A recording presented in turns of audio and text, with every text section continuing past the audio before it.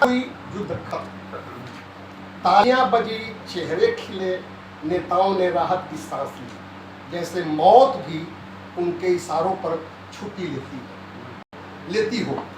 पर जरा पूछिए उनसे जो मलबों के नीचे दबे हैं, कैसा लग रहा है युद्ध विराम।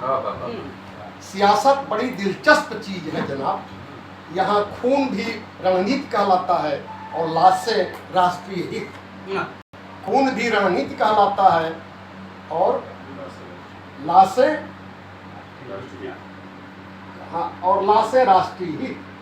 कभी युद्ध शुरू कभी बंद, जैसे शेयर बाजार का ग्राफ ऊपर नीचे होता हुआ, और मुनाफा वो चुपचाप किसी और की जेब में चला जाता है। अर्थ की इस अंधी दौड़ में इंसान सबसे सस्ता माल है। तेल महंगा हो सकता है पर आदमी वो तो मुफ्त में मर जाता है।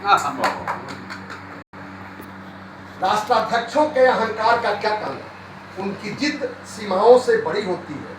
उनकी ईगो नक्शों पर नहीं लाशों पर खींची जाती है। एक कहता है मैं झुकूंगा नहीं, दूसरा कहता है मैं रुकूंगा नहीं, और बीच में इंसानियत दम तोड़ देती है।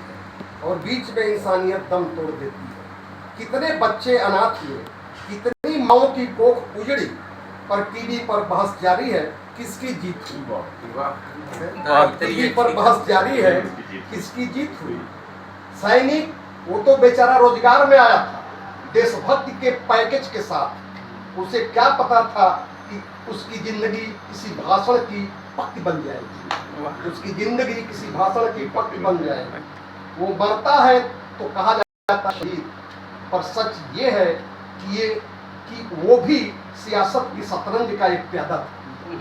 वो भी सियासत के शतरंज का एक प्यादा था। और हम तालियां बजाते हैं, देशभक्ति के नारों में दर्द को दबा देते हैं।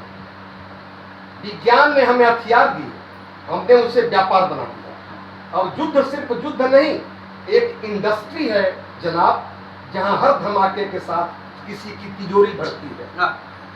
कभी सोचा है अगर शांति में भी इतना ही निवेश होता, कभी सोचा है अगर शांति में भी इतना ही निवेश होता तो शायद दुनिया सच में स्वर्ग बन जाती।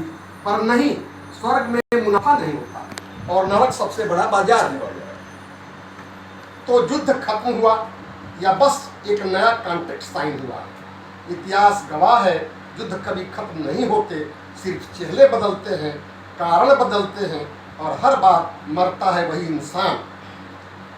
कहते हैं हम विकसित हो गए हैं, पर सच पूछिए हमने बस मारने के तरीके आधुनिक कर लिए हैं। इंसान बनना अभी बाकी है, और शायद सबसे मुश्किल काम भी यही है।